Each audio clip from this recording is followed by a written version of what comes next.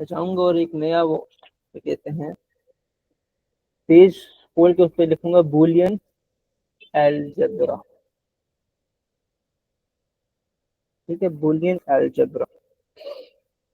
अच्छा, Boolean algebra में सबसे पहले हम ये बात करेंगे कि हमारे पास जो नोटेशन होती है वो कैसी होती है। ठीक है, सबसे पहले हम नोटेशन की बात करेंगे। किसकी बात करेंगे? नोटेशन की। अच्छा, नोटेशन क्या होती है? ये बूलियन अलजेब्रा लॉजिक गेट्स को या बूलियन एक्सप्रेशंस को लिखने की एक ऐसी हमें नोटेशन प्रोवाइड करता है which is short and simple. ठीक है, तो we are provided with a short and simple notation to write boolean expression। और ये यूनिवर्सल है, मतलब पूरी दुनिया में इसी तरह लिखा जाए। ठीक है, हम वैसे नॉट ए इस तरह लिखते हैं। ए इधर आप कह लो कोई इनपुट है, कोई एक इनपुट है, ठीक हो गया। तो नॉट ए इस तरह लिखने के बजाय हम उसको इस तरह लिखते हैं, ए और उसके ऊपर एक इस तरह का bar. This means not A. जब मैं ए के ऊपर बार डालूं this means not A, this would mean not A. मतलब अगर लेट से a is equal to 1, so this would mean that not a is equal to 0।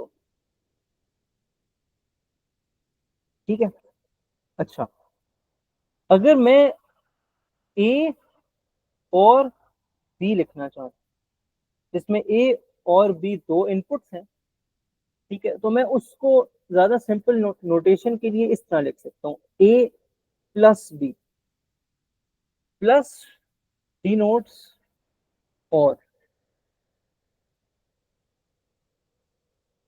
Plus किसको denote करता है? और। ठीक है, तो हम क्या करते हैं, हम और के बजाय प्लस यूज करते हैं। और अगर मैं लिखूं ए एंड बी, तो उसके लिए हम लिखते हैं A dot B, A dot B. Dot इसको डिनोट करता है, इसको डिनोट करता है एंड को।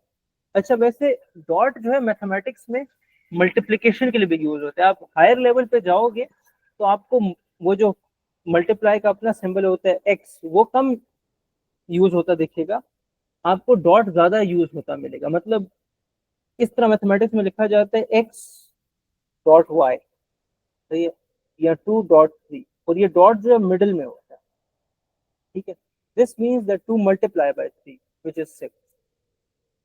तो ये हम मल्टीप्लाई का ऑपरेटर यूज करते हैं एंड के लिए, और के लिए हम यूज करते हैं किसका ऑपरेटर? ऐड का। अच्छा, तो बिफोर वी मूव ऑन, मैं आप चाहूंगा आप एक चीज नोट करो। वो चीज ये है कि ये और एंड एक तरह मल्टीप्लाई और प्लस ही कर रहे होते हैं। मतलब एंड मल्टीप्लाई कर रहा होता है और प्लस कर रहा होता है। कैसे? देखो मेरे पास एंड क्या करता है, एंड ये करता है कि जब दोनों जीरो होते हैं तो वो जीरो देता है, जब एक जीरो एक वन होता है तब भी वो जीरो देता है, जब एक वन एक जीरो होता है तब भी वो जीरो देता है, जब दोनों वन होते हैं तब वो वन देता है। ये क्या करते हैं? एंड करता है।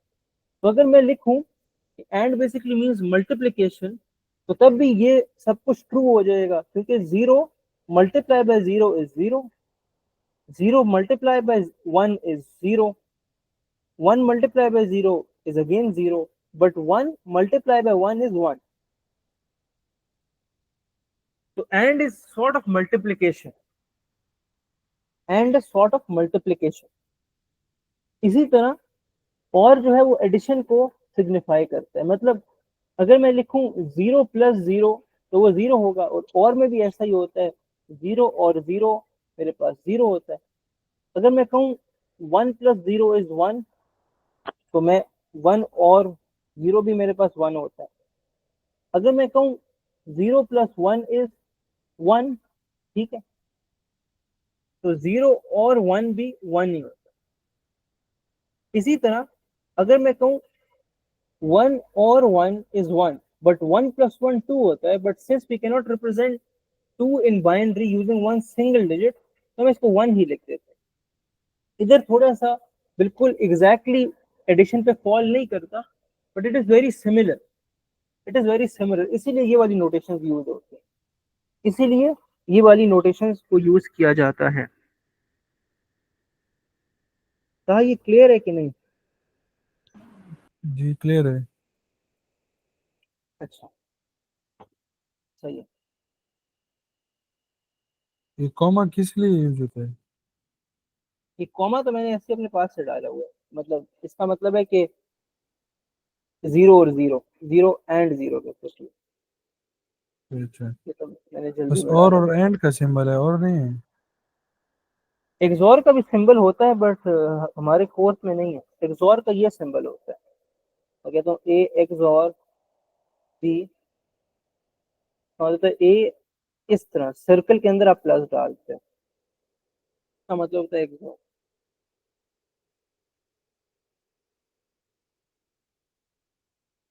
और क्या कहते हैं, अगर मैं कहूँ ए नॉर बी, तो ए नॉर बी का स्पेसिफिक कोई सिंबल नहीं है, ये इसी के इक्वल होता है कि मैं ए और बी करके उनको नॉट कर दूं, तो इसको हम इस तरह भी लिखते हैं ए प्लस बी, और ऊपर बड़ा सा बार डालते हैं, इसका मतलब है पूरा का पूरा एक्सप्रेशन नॉट हुआ हुआ है।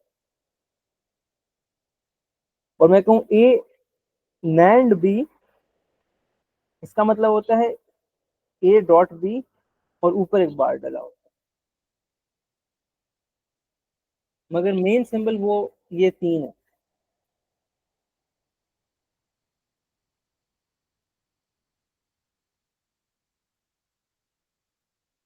क्लियर है ये चीजें? हाँ, जी क्लियर है। अच्छा। अच्छा, ये हमने नोटेशन की बात कर ली, इसकी बात के लिए नोटेशन की। अब हम बूलियन अलजेब्रा के रूल्स की बात करते हैं, ये रूल्स काफी ज्यादा यूज होते हैं, ठीक है, ये रूल्स काफी ज्यादा यूज होते हैं। हम क्या बात करेंगे, रूल्स ऑफ बूलियन अलजेब्रा। अच्छा, ये रूल्स थोड़े से ज्यादा हैं, बट बहुत सिंपल है। इनमें से कुछ इंपॉर्टेंट है, उनको हम ज्यादा डिटेल में डिस्कस करेंगे, मगर मेनली हमारे पास काफी सिंपल सिंपल है, ठीक है, ज्यादातर हमारे पास काफी सिंपल सिंपल ही है। अच्छा, सबसे पहला हमारे पास एक है, एक रूल है, एक लॉ है, वो किसको रिप्रेजेंट करता है? वो कहता है कि this Boolean expression they are commutative, कम, एक मिनट रुको, हाँ, कम्यूटेटिव, एन यहाँ पर नहीं आता। इसका क्या मतलब है? इसका मतलब है कि जब हम, और ये हम जब भी बात करेंगे रूल्स, तो हम ये एंड और की बात करेंगे, सही है, एंड और की बात करेंगे।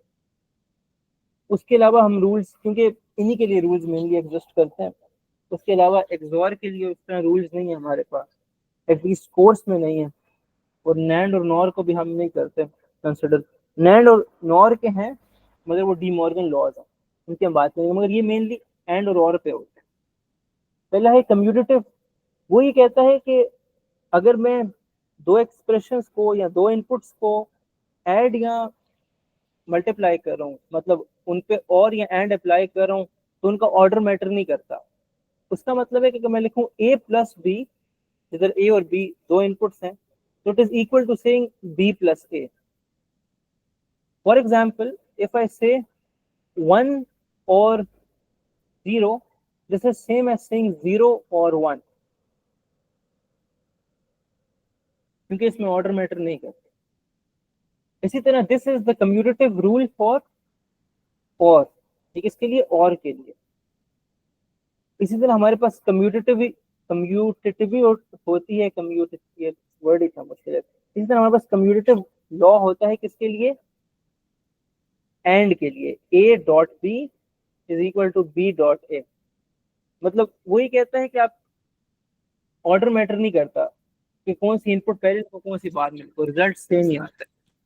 एग्जाम्पल उसने क्या दी हुई है, उसने कहा for example 1.0 is equal to 0.1, मतलब 1 and 0 is basically equal to 0 and 1।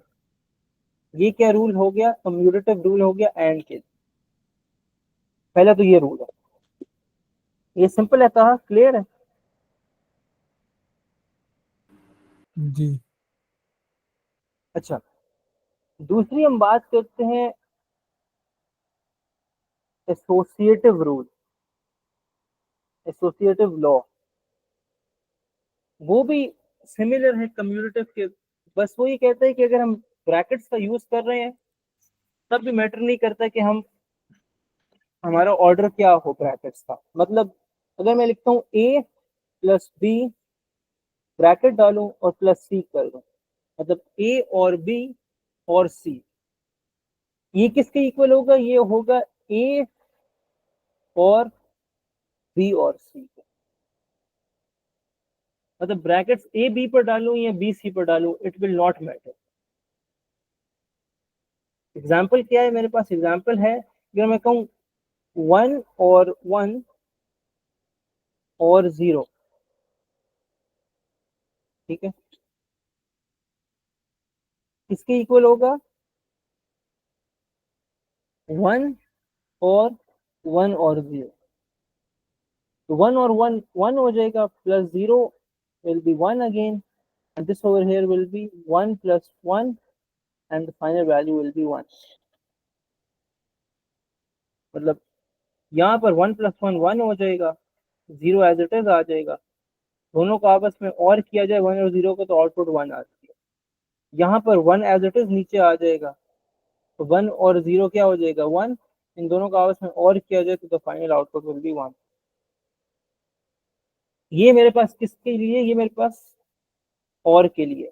इसी तरह एंड के लिए भी है मेरे पास, एंड के लिए है A and B bracket and C is equal to A and B and C. ये भी सिमिलर है।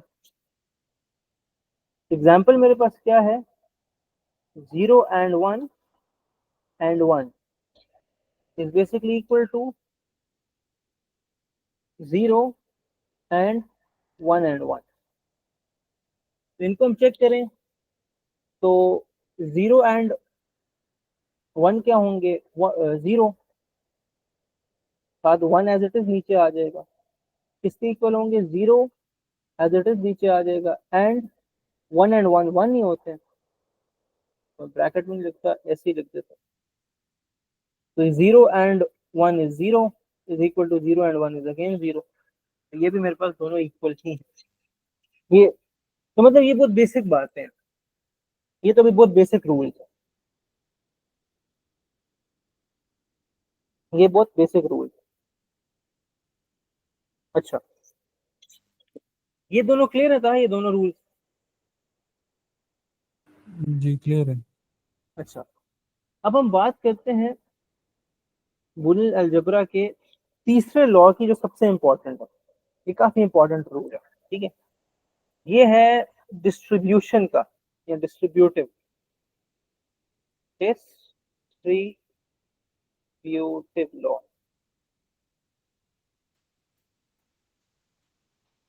कहा तुम्हें मैथ में याद है कि अगर मैं लिखूं x is multiplied by 4y plus 3z, तो x इधर भी मल्टीप्लाई होता था, इधर भी मल्टीप्लाई होता, तो हमारे पास फाइनल आता था 4xy प्लस 3xz। तो तुम देखो x यहाँ पर भी है, x यहाँ पर भी है, तो हमने क्या कर दिया, x को डिस्ट्रीब्यूट कर दिया, राइट। ये चीज याद है ना कहा। जी जी। अच्छा, यही काम यहाँ पर होगा, यही काम यहाँ पर होगा, यही काम यहाँ पर होगा। कैसे, अभी देख लेते हैं। मैं कहता हूँ a multiply by b plus c, a and b और c, a एंड b और c, तो क्या हो जाएगा, a एंड हो जाएगा b के साथ और फिर प्लस होगा, फिर a एंड हो जाएगा c के साथ। तो कुछ इस तरह होगा, ए पहले एंड हुआ बी के साथ, प्लस होगा ए एंड हुआ सी के साथ। तो ए एंड बी और C is equal to A and B और बी एंड सी। मतलब अगर मेरे पास लेट से इस तरह है 1 एंड 0 और 1, तो ये किसके इक्वल है? ये इक्वल है 1 एंड 0 के और 1 एंड 1 के।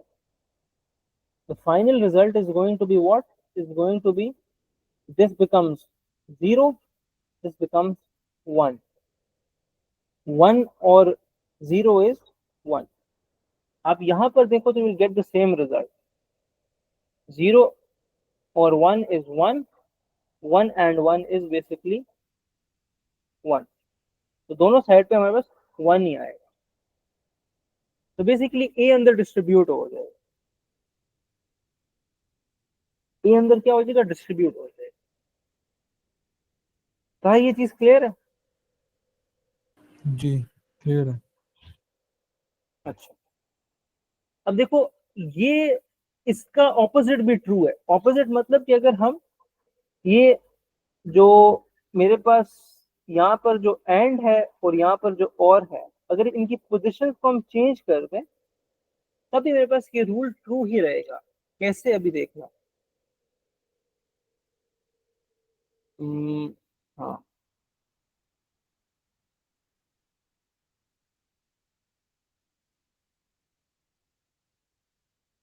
अच्छा,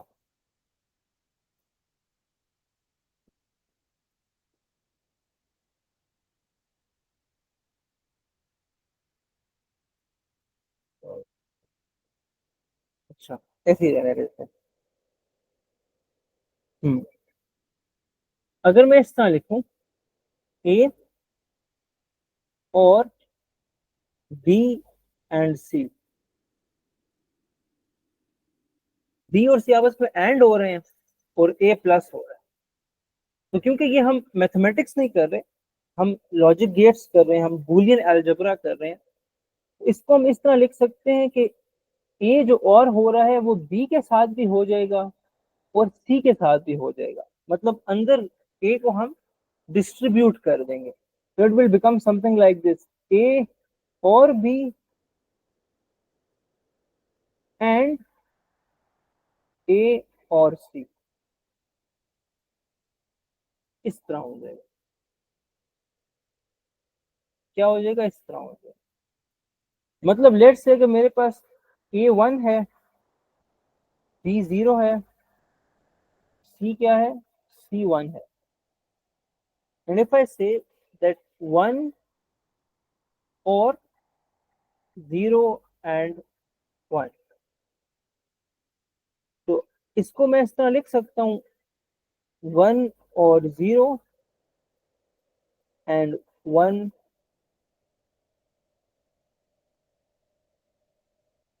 1 और 1। ठीक है, तो यहाँ पर क्या होगा? इधर मैं देखूं तो 1 एज इट इज नीचे आ जाएगा, 1 0 एंड 1 विल बी 0, और ये आपस में और हो रहे हैं, तो the final result is going to be what? 1। यहाँ पर आप देखो तो 0 और 1 विल बी 1 एंड 1 और 1 इज 1, 1 एंड 1 का फाइनल रिजल्ट आएगा 1। तो फाइनल रिजल्ट दोनों का सेम आया। कहने का मतलब है कि बाहर वाला जो जो भी इनपुट है वो चाहे एंड हो रही हो चाहे और हो रही हो, वो अंदर डिस्ट्रीब्यूट होगी ही होगी, वो अंदर डिस्ट्रीब्यूट होगी ही हो।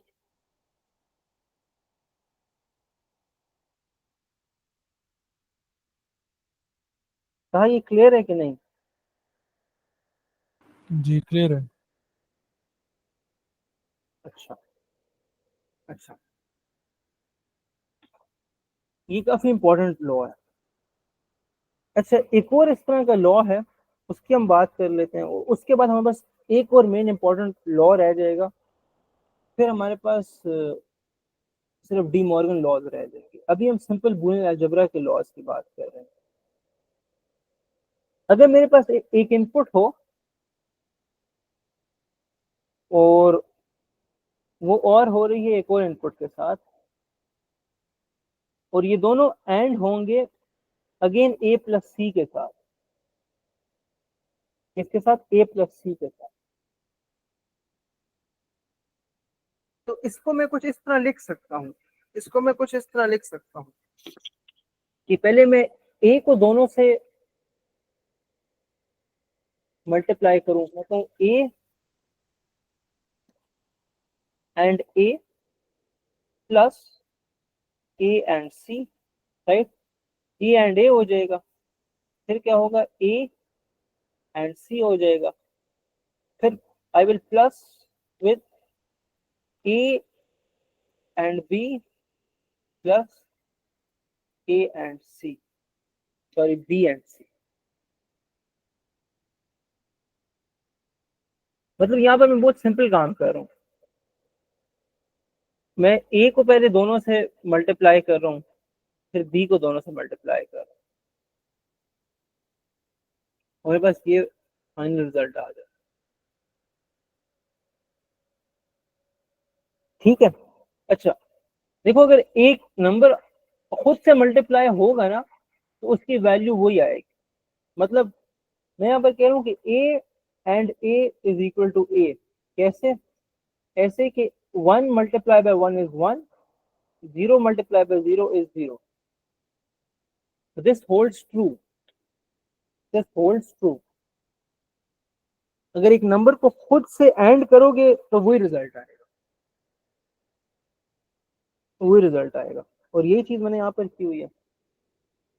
अच्छा, फिर हम बात करेंगे, इसकी बात करेंगे, फिर हम बात करेंगे बाकी इनकी। अब मैं चाह रहा हूँ कि मैं इसको थोड़ा सिंप्लीफाई कर दूं, जो एक्सप्रेशन है इसको मैं सिंप्लीफाई कर दूं। सिंप्लीफाई मैं इसको इस तरह करूंगा कि मैं इसमें से ए को कॉमन ले लूंगा, ये जो दो टर्म्स हैं, ये वाली टर्म है और ये वाली टर्म है, तो मैं कहूंगा ए को जब मैं कॉमन लूंगा तो I will get something like this, 1 multiply by C plus 1 multiply by C B, right कि नहीं?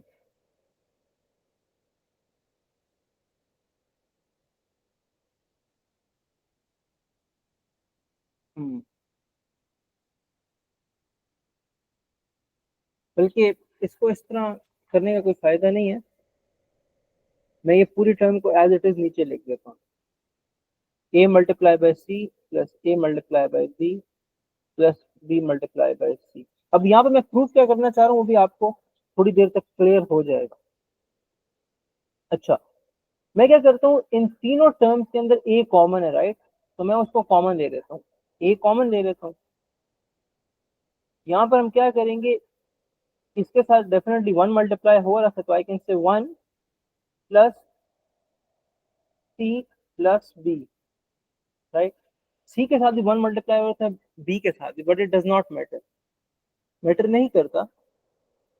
मैटर क्यों नहीं करता? क्योंकि किसी चीज का 1 मल्टीप्लाई करो तो we get the result back, ठीक है। यहाँ पर मैं प्लस करूंगा किसके, बी डॉट सी के साथ। अब आप एक चीज देखो, 1 को किसी चीज के साथ भी और करोगे, चाहे वो कोई भी चीज हो, चाहे वो खुद 0 हो या 1 हो, ठीक है, एंड में फाइनल रिजल्ट क्या आता है, 1 ही आता है। यानी 1 को किसी भी चीज के साथ और किया जाए तो 1 ही आएगा, राइट। यहाँ पर 1 को मैं और कर रहा हूँ इसके साथ, तो फर्क नहीं पड़ता कि यहाँ पर क्या हो, एंड में रिजल्ट 1 ही आएगा। तो मैं इस पूरी चीज को 1 लिख सकता हूँ, राइट, इस पूरी चीज को मैं 1 लिख सकता हूँ, क्योंकि 1 को मैं किसी की चीज के साथ भी और करूँ, चाहे वो 1 हो या 0 हो, रिजल्ट एंड में 1 ही आएगा। तो I can write this whole thing as 1, और इससे ए मल्टीप्लाई हो रहा है, A multiply by 1 is A, B dot C आगे कैरी हो जाएगा। तो हमने क्या देखा, हमने देखा कि this expression over here is basically equal to this expression.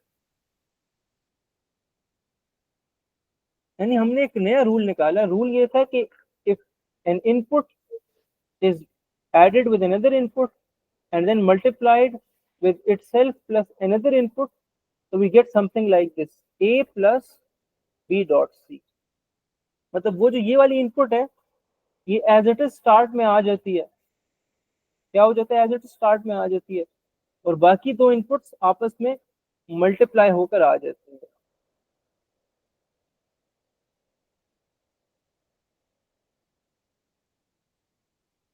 कहा ये रूल क्लियर है कि नहीं?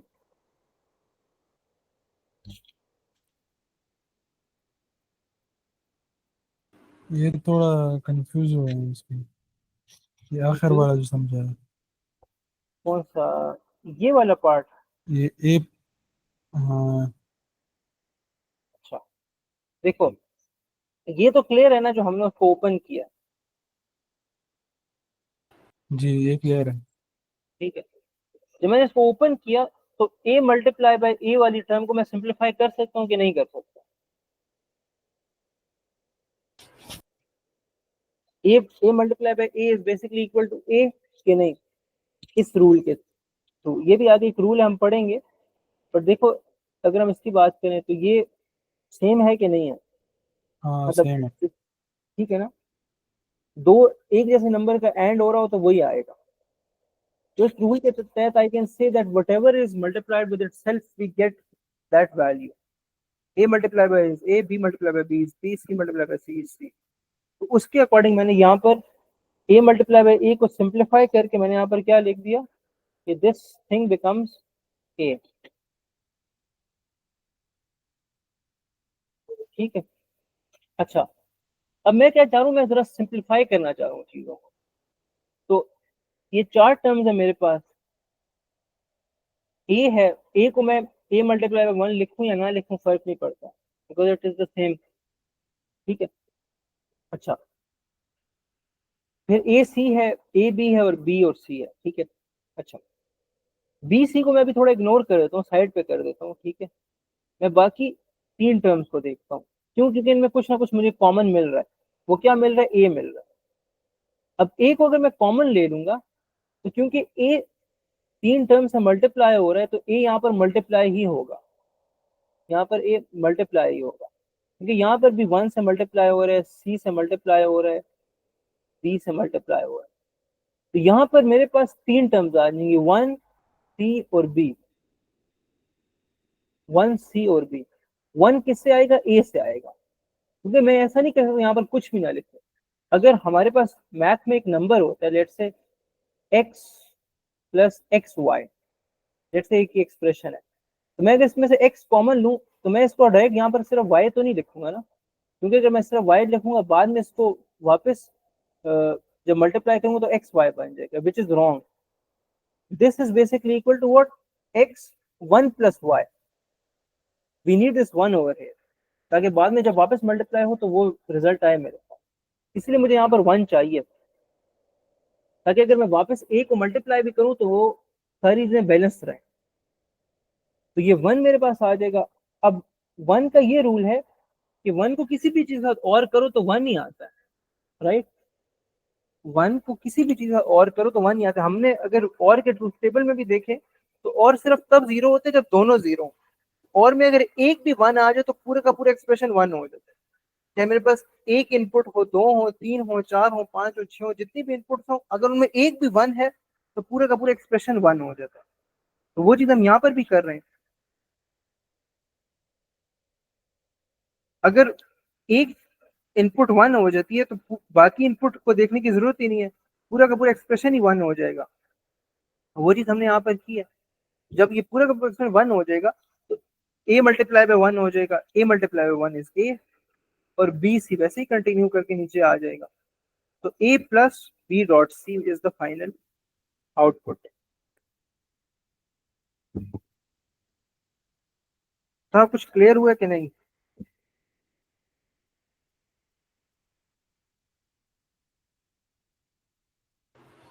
ये ए मतलब सबसे मल्टीप्लाई हो रहा है, फिर आखिर में सिर्फ ए कैसे हो गया? आखिर में ए ऐसे रह रहे हैं ना, यहाँ पर देखो, ए जब मल्टीप्लाई हो रहा है सबसे तो मैं उसको वापस कॉमन ले रहा हूँ कि नहीं ले रहा बाहर? जब मैं उसको बाहर निकालूंगा तो यहाँ पर क्या क्या बचना चाहिए, इस चीज को अगर मैं लेट से इरेज कर देता हूँ, ठीक है। जब ए को मैं बाहर निकाल रहा हूँ तो अंदर क्या क्या बचना चाहिए मेरे पास, ये 1 + C + B। 1 + C + B। अच्छा, 1 + C क्या होगा मेरे पास, 1 + C के दो पॉसिबल रूट्स हैं, या 1 + 0 होगा या 1 + 1 होगा, राइट, है ना। मतलब C या जी 0 होगा या 1 होगा, इन दोनों से क्या रिजल्ट आएगा, 1 ही।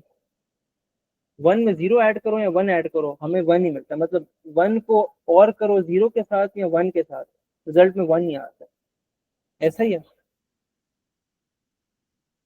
कि नहीं। जी। ठीक है, मतलब वी नो दैट 1 और 1 इज 1, 1 और 0 इज अगेन 1। तो यहाँ पर मैं 1 और C के बजाय सिर्फ 1 लिख सकता हूँ कि नहीं, क्योंकि C की वैल्यू 0 होगी या 1 होगी, दोनों के केस में आउटपुट 1 ही आएगा। तो हाँ। मेरे पास 1 + B रह जाएगा। अब 1 + B के दो केसेस हैं, 1 + B could be 1 + 0 और 1 + 1। 1 + 0 के केस में भी आउटपुट 1 आती है, 1 + 1 के केस में भी आउटपुट 1 आता है। तो this whole thing 1 + B will become what, it will become 1। अंदर जो हमारे पास एक्सप्रेशन था ना 1 + B + C या 1 + C + B, वो पूरा का पूरा एक्सप्रेशन सिर्फ 1 बन जाता है। अच्छा, सही सही। ठीक है। ठीक है, सही है। अच्छा, तो जब ए के साथ 1 आ जाएगा तो it's same as writing just A, और A + B.C will be the final result that we get। अच्छा, ये तो मैं आपको समझाने के लिए बता रहा हूँ ना, कि मेरे पास अगर इस तरह का एक वो हो, क्या कहते हैं, A + B multiplied by A + C, तो उससे मेरे पास A + B.C आता है। एग्जाम में जरूर नहीं है कि आपसे वो पूछें कि इसको इसमें डिराइव करो। एग्जाम में आपको एक एक्सप्रेशन दिया जाएगा और आपने उसको ये रूल्स यूज करके सिंप्लीफाई करना होगा। तो this is one of the rules that you can use. मतलब अगर आपको एग्जाम में ऐसा कोई एक्सप्रेशन दिखे तो आपको ये पता हो कि यार इसको मैं इसमें सिंप्लीफाई कर सकता हूँ, this is one of the rules. इधर थोड़ा सा मेमोराइजेशन वाला पार्ट आ जाता है, बट अगर आपको मेमोराइज नहीं भी करना तो आप इस तरह खुद मल्टीप्लाई करके और कॉमन निकाल के खुद उसका एक्सप्रेशन फाइंड कर सकते हो। ठीक है। अच्छा, अच्छा, अब हमारे पास क्या कहते हैं, एक और रूल आता है, एक और। ठीक है, ये मेरे पास अभी तक कितने हो चुके हैं, 3 रूल हो चुके हैं। ठीक है, मेनली 3 रूल हो चुके हैं मेरे पास।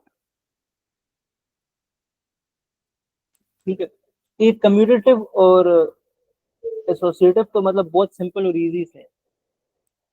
डिस्ट्रीब्यूटिव में हम डिस्ट्रीब्यूशन करते हैं, and this again is one of the cases for distribution. ठीक है, तो डिस्ट्रीब्यूशन काफी जरूरी है, और उसकी जो ये एक एग्जांपल है, ये काफी जरूरी है। ठीक है। अच्छा, अब हम क्या करते हैं, हम बात करते हैं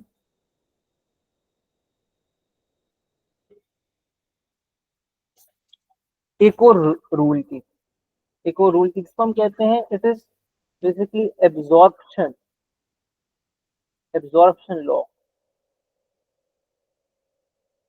इसकी भी 2-3 किस्में हैं, इसकी भी बल्कि 4 किस्में हैं इसकी, और ये डिस्ट्रीब्यूटिव की तरह का ही है। देखो, अगर मेरे पास ए मल्टीप्लाई बाय B + C होता है, तो मैं इसको लिख सकता हूँ ना, A × B + A × C, right.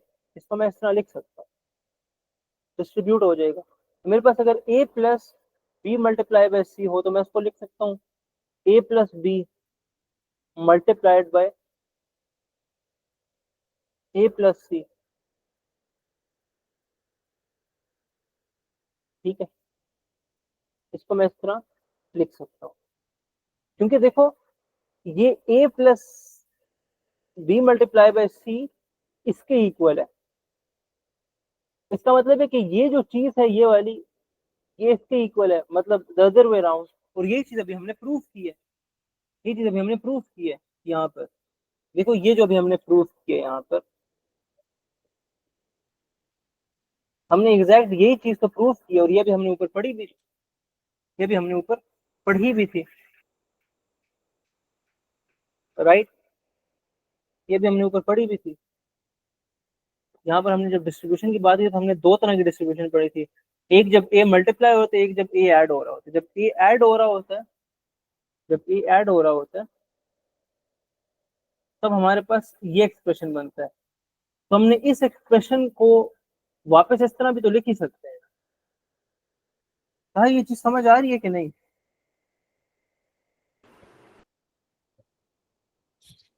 जी समझ आ रही है।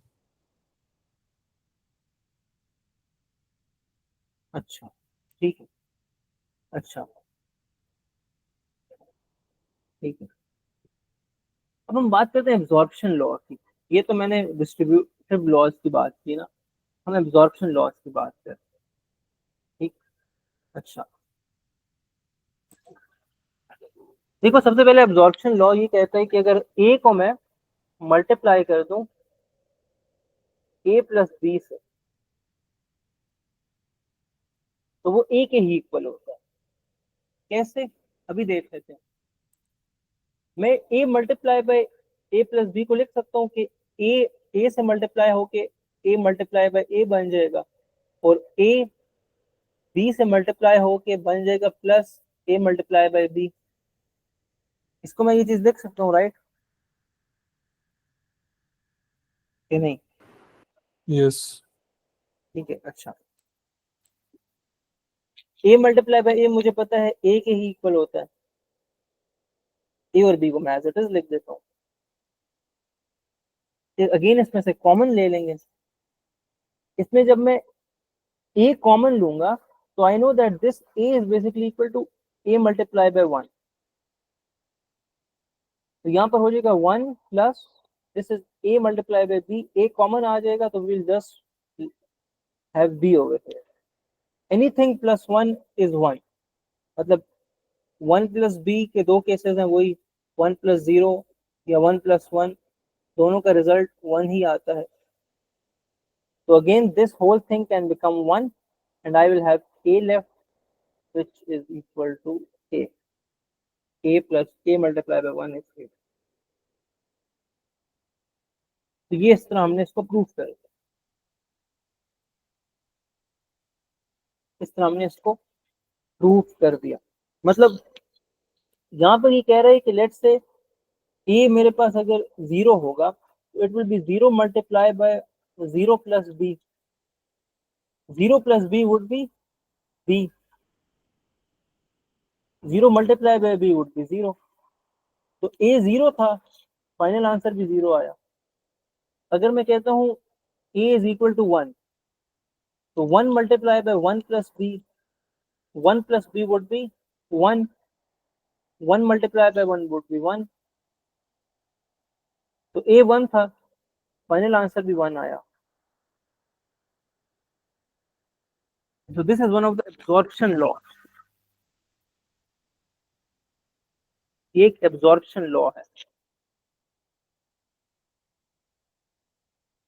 और इसका उल्टा भी ट्रू है। मतलब अगर इन दो सिंबल्स को मैं स्विच कर दूं, तो वो भी ट्रू होगा। मतलब if I right something like this, पहले मुझे बताओ ये क्लियर है कि नहीं? ये क्लियर है। ठीक है। अगर मैं कुछ ये लिखूं a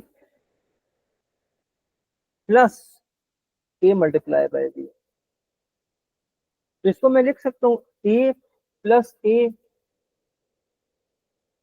multiply by A plus B.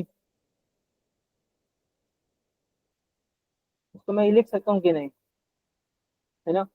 मतलब ए प्लस हो जाता है ए से, तो ये आ जाएगा। फिर ए प्लस हो जाएगा बी से, तो ये आ जाएगा, वो आपस में मल्टीप्लाई हो जाएंगे, क्योंकि यहाँ पर ए और बी आपस में मल्टीप्लाई हो रहा है। अब ए प्लस ए क्या होता है? ए। मुझे कैसे पता लगा? क्योंकि देखो ए प्लस ए का मतलब है समथिंग और इटसेल्फ, समथिंग और इटसेल्फ, मतलब 0 और 0 इज 0, 1 और 1 इज 1, मतलब 1 और 1 इज 1, 0 और 0 इज 0। तो अगर एक चीज को उसके साथ ही और करोगे तो वही चीज वापस हमें मिलेगी। एंड के साथ भी यही सेम चीज होगी।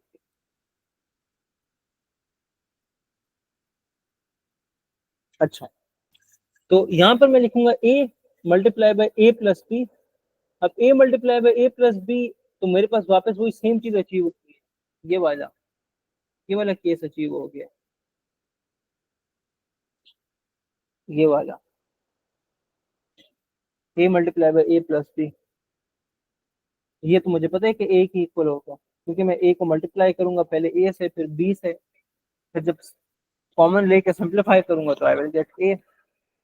इसका मतलब है कि दिस एक्सप्रेशन ओवर हियर, ये जो एक्सप्रेशन था कि a plus a multiply by b, ये भी a के ही इक्वल होता है।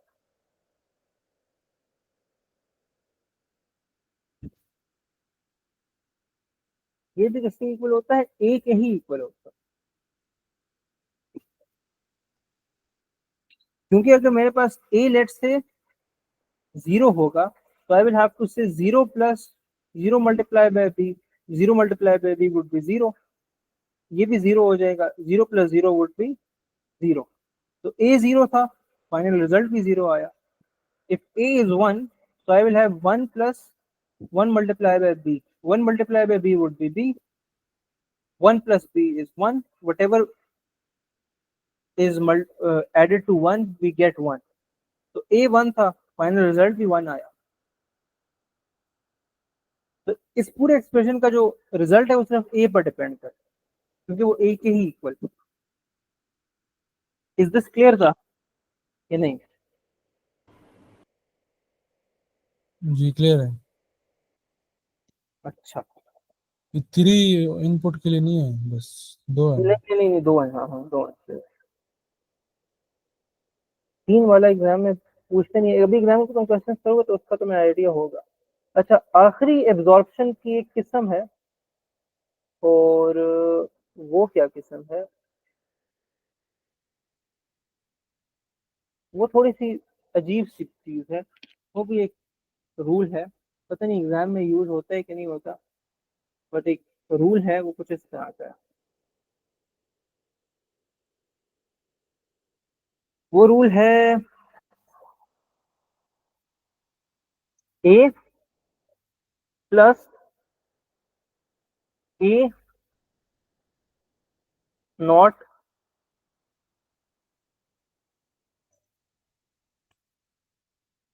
एंड b, ये किसके इक्वल है? ये कहते हैं कि ये a प्लस b के इक्वल। ये किसकी किसके इक्वल है? ये a प्लस b के इक्वल है।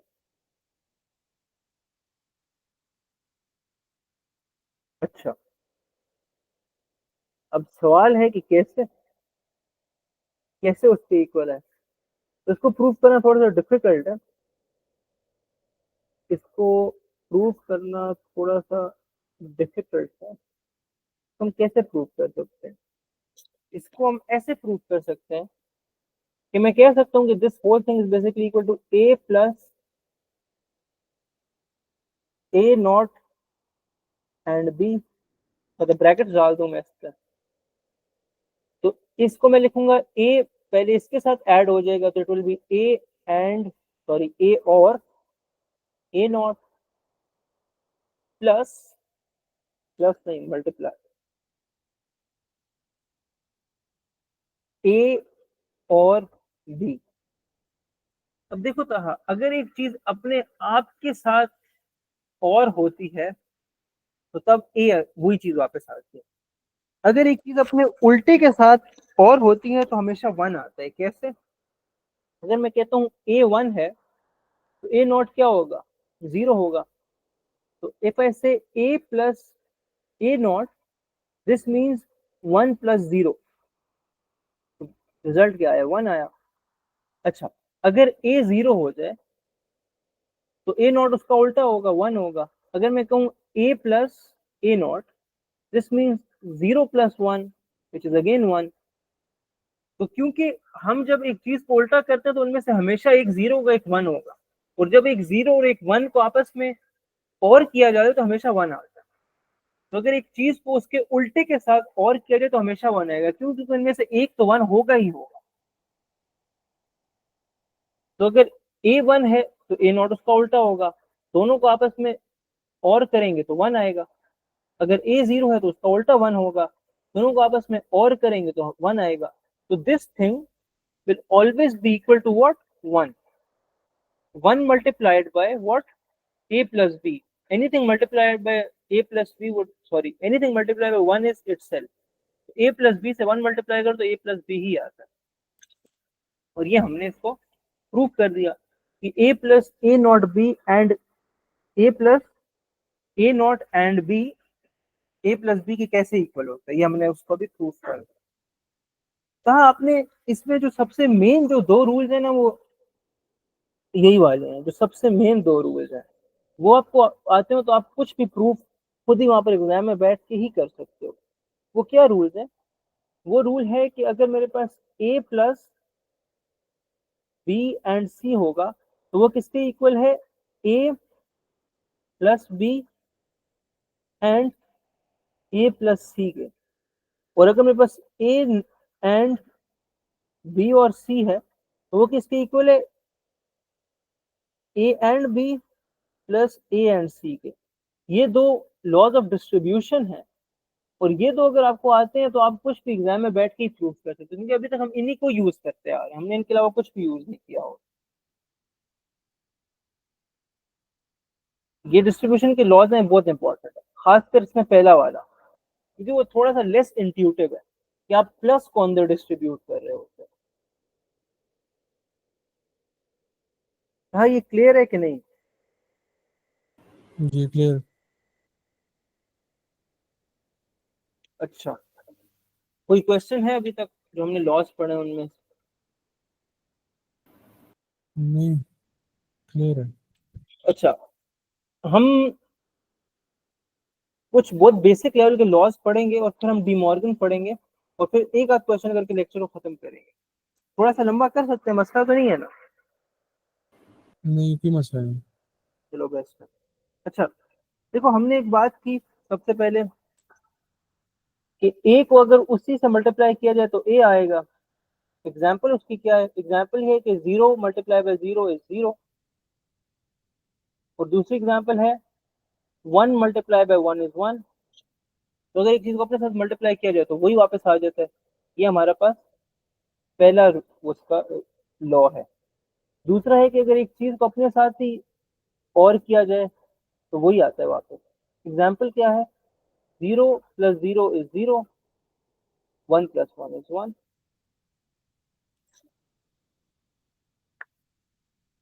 ठीक है, ये दो सिंपल से रूल है। दूसरे फिर एक रूल कहता है कि अगर ए को एंड करोगे उसके ऑपोजिट से, ए को एंड करोगे उसके ऑपोजिट से, उसके इनवर्स से, तो इसका मतलब इनमें से एक 0 एक 1 है, ये बात तो कंफर्म है।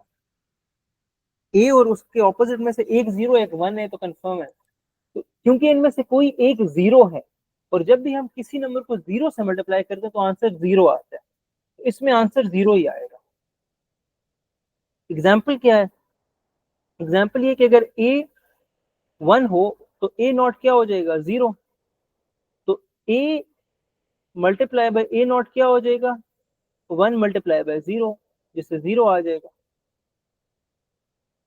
एक और एग्जाम्पल क्या है कि अगर ए 0 हो जाए, ए नॉट 1 हो जाए, ये उसकी काउंटर एग्जाम्पल है, उसकी दूसरी एग्जाम्पल है, उल्टी एग्जाम्पल है। तो ए एंड ए नॉट क्या हो जाएगा? 0 एंड 1, 0 एंड 1 0 होता है। तो हमेशा किसके इक्वल आता है? ए एंड ए नॉट 0 के, क्योंकि हमेशा इनमें से एक 0 होगा ही होगा। अच्छा, अब मैं यहाँ पर एंड के बजाय और लगाता हूँ, ए एंड ए नॉट। क्योंकि इनमें से हमेशा एक 0 होगा एक 1 होगा, और जब भी 0 और 1 को आपस में और किया जाए तो मेरे पास 1 आएगा, तो आउटपुट 1 आ जाएगी इसकी। एग्जाम्पल क्या है, एग्जाम्पल ये कि अगर ए 1 हो जाए तो ए नॉट क्या होगा, ए नॉट 0 होगा, और ए एंड ए नॉट किसके इक्वल होगा, 1 एंड, सॉरी एंड नहीं, और 1 और 0 के, 1 और 0 1 होता है। अगर ए 0 हो जाए और ए नॉट 1 हो जाए, क्योंकि ए 0 है तो ए नॉट 1 होगा, तो ए और ए नॉट किसके इक्वल होगा, 0 प्लस 1 के। 0 प्लस 1 हमेशा क्या होता है, 1। इस बार दोनों केसेस में क्या आया, दोनों केसेस में 1 आया। क्यों, क्योंकि ए और ए नॉट में एक 1 होगा ही होगा, और जब भी और एक्सप्रेशन में कोई एक 1 आ जाए तो आउटपुट में 1 आता ही आता है। अच्छा, आखिरी रूल की बात करते हैं, मतलब बेसिक किस्म के रूल्स चल रहे हैं। एक रूल ये है कि अगर मेरे पास ए है और उसको मैं 1 से मल्टीप्लाई करूं तो मेरे पास क्या कहते हैं, ए ही आएगा। एग्जाम्पल क्या है, अगर ए मेरे पास 0 है तो 0 मल्टीप्लाई बाय 1 इज 0। अगर ए मेरे पास 1 है तो 1 मल्टीप्लाई बाय 1 इज 1। तो जो ए की वैल्यू थी फाइनल वैल्यू भी वही थी, जो ए की वैल्यू थी फाइनल वैल्यू भी वही थी। तो ए मल्टीप्लाई बाय 1 इज 1। ये तो बहुत सिंपल सा रूल है, ठीक है। अच्छा, अगर किसी चीज को यानी कि ए को 1 से और किया जाए यानी ऐड किया जाए तो हमेशा 1 आएगा। एग्जाम्पल क्या है कि अगर ए 0 है तो 0 प्लस 1 इज 1, तो फाइनल वैल्यू 1 आ जाएगी। अगर ए 1 है तो 1 प्लस 1 इज वॉट, 1, तो फाइनल वैल्यू 1 आ जाएगी। तो no matter what the value of A is, अगर उसको हम और कर रहे हैं 1 के साथ तो फाइनल वैल्यू हमेशा 1 ही आएगी। अच्छा, आखिरी दो रूल्स की बात करें तो वो होगा, अगर ए को मल्टीप्लाई करें 0 से तो हमेशा 0 ही आएगा। Anything multiply by 0 is 0। यानी अगर ए 0 हो जाए तो 0 मल्टीप्लाई बाय 0 इज 0। अगर ए 1 हो जाए तो 1 मल्टीप्लाई बाय 0 इज 0। तो no matter what the value of A was, the final result was 0, क्योंकि हम मल्टीप्लाई उसको कर रहे थे 0। अच्छा, अगर ए को और किया जाए 0 से तो 0 से और करने पे कोई फर्क नहीं पड़ता, 0 ऐड करने पे कोई फर्क नहीं पड़ता, तो फाइनल रिजल्ट भी ए ही होगा। Anything plus 0 is itself, 0 plus 0 is 0, sorry A plus 0 is a. Example है कि अगर ए 0 हो जाएगा तो 0 प्लस 0 0 होगा। अगर ए 1 हो जाएगा तो 1 प्लस 0 1 हो जाएगा। तो जो ए की वैल्यू थी वही फाइनल वैल्यू थी, जो ए की वैल्यू थी वही फाइनल वैल्यू थी। तो ये मेरे पास 8 लॉज हैं जो बहुत ज्यादा सिंपल है, सब में हम मल्टीप्लाई और ऐड कर रहे हैं।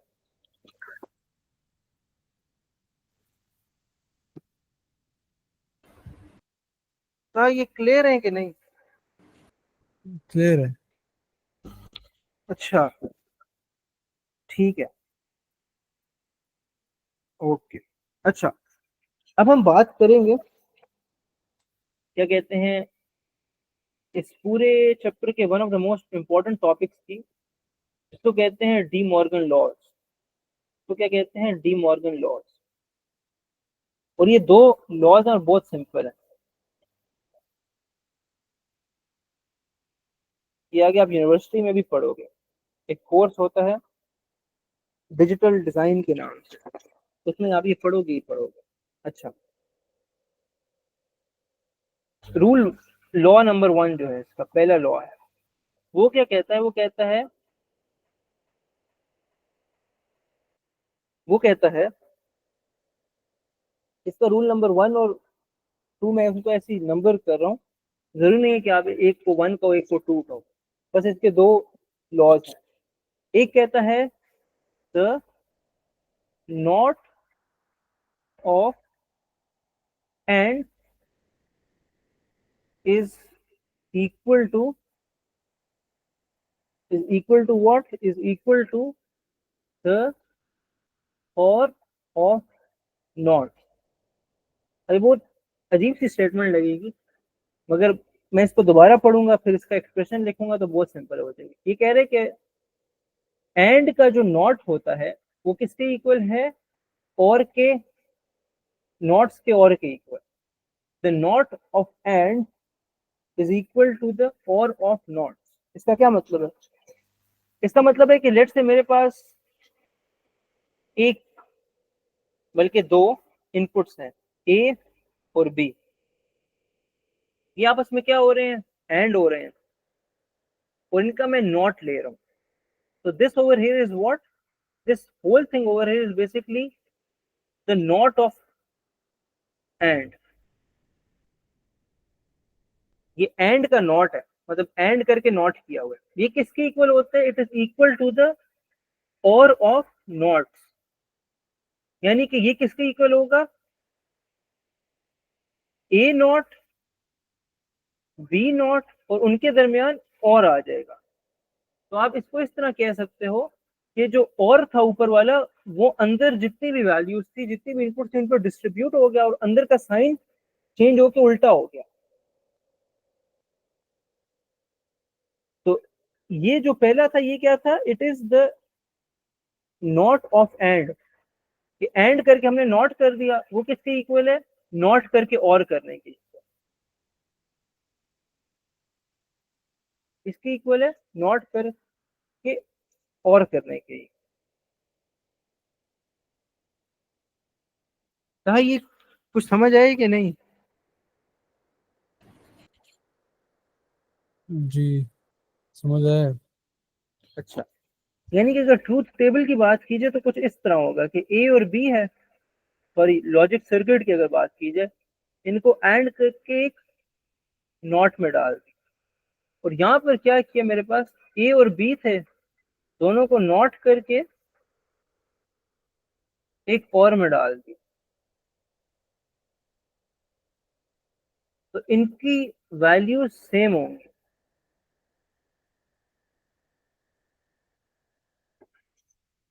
They are equal. यानी ये तो सिंपल नैंड गेट है ना।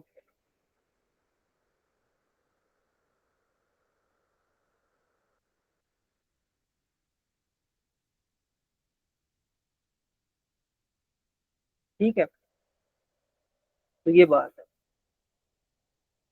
अच्छा, दूसरा जो है वो इसका उल्टा होता है।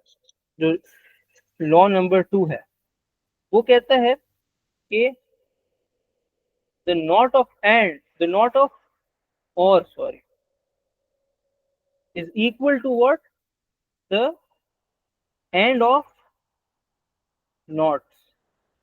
मतलब अगर मेरे पास दो इनपुट्स हैं ए और बी, और इनको मैं और करके नॉट कर दूं, तो ये इसी के इक्वल है कि मैं नॉट को अंदर ले जाऊं, ए पर भी ले जाऊं, बी पर भी ले जाऊं, और इनको आपस में मल्टीप्लाई कर दूं।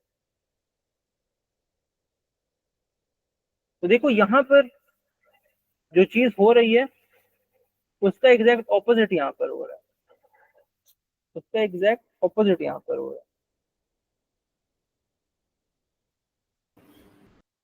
So what we have to do is we have to bring the not inside।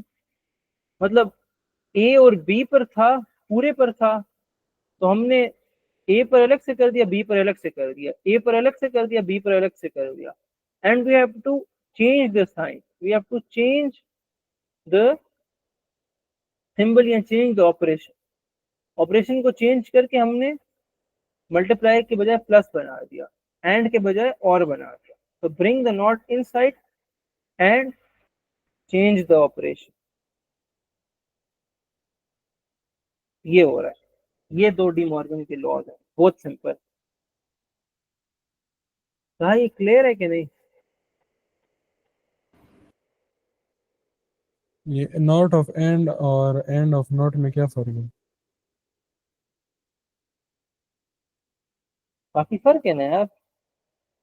देखो, नॉट ऑफ एंड का मतलब है कि एंड किया, ए एंड बी किया और उसको नॉट कर दिया। एंड ऑफ नॉट का मतलब है कि पहले नॉट किया फिर एंड किया, मतलब ए को नॉट किया बी को नॉट किया और उनको आपस में एंड किया। मतलब ट्रूथ टेबल को अगर देखा जाए तो नॉट ऑफ एंड होगा कि मतलब पहले दोनों को एंड किया फिर नॉट कर दिया। तो ये कौन सा गेट बन गया, ये सिंपल नैंड गेट बन गया।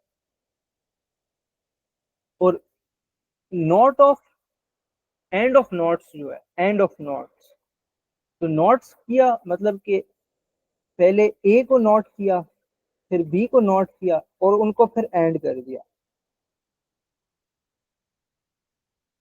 तो यहाँ पर नॉट पहले आया बाद में आया, एंड पहले आया। यहाँ पर नॉट पहले आए एंड बाद में आया।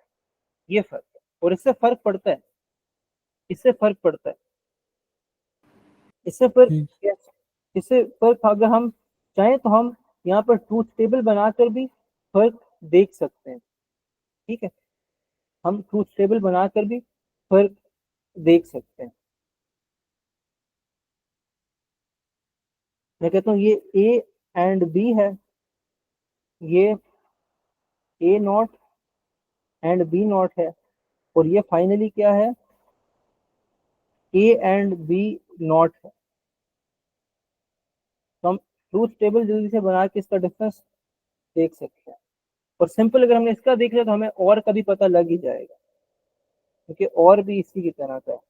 तो दिस इज 0 0 0 1 1 0 1 1, इनके ऑपोजिट होंगे, तो this will be 1 1 0 0, this will be 1 0 1 0। And करेंगे तो इट इज वेरी सिंपल। ठीक है, अच्छा इनके नॉट्स को एंड करेंगे तो it will be something like this 1 0 0 0। अच्छा, इनके एंड को नॉट करेंगे, यानी कि इनका जो ये जो एंड है ना, इसको हमने क्या करना है, नॉट करना। तो ये 1 1 1 0 होगा। तो ये देखो ये फर्क है इसमें, ये मेरे पास पहले नॉट हुए हुए हैं दोनों और फिर एंड हुए हुए हैं। यहां पर पहले एंड हुए हुए हैं फिर नॉट हुए हुए हैं। तो ये दो डिफरेंट डिफरेंट चीजें। ये आप देखो तो ये नैंड है, और इस पे गौर करो तो ये नॉर के इक्वल है। और वो बात हम यहाँ पर कर भी रहे हैं। हम कह रहे हैं कि अगर पहले नॉट करोगे फिर एंड करोगे तो ये वाला सीन बनेगा, पहले नॉट करोगे दोनों को फिर आपस में एंड करोगे तो ये वाला सीन बनेगा। ये किसके इक्वल है, ये बेसिकली नैंड के इक्वल है, क्योंकि नॉर के इक्वल है, सॉरी। तो ये क्योंकि नॉर है ना, पहले और किया फिर ऊपर नॉट कर दिया। तो ये डी मॉर्गन के लॉज हैं। ये क्लियर है कि नहीं था? जी क्लियर।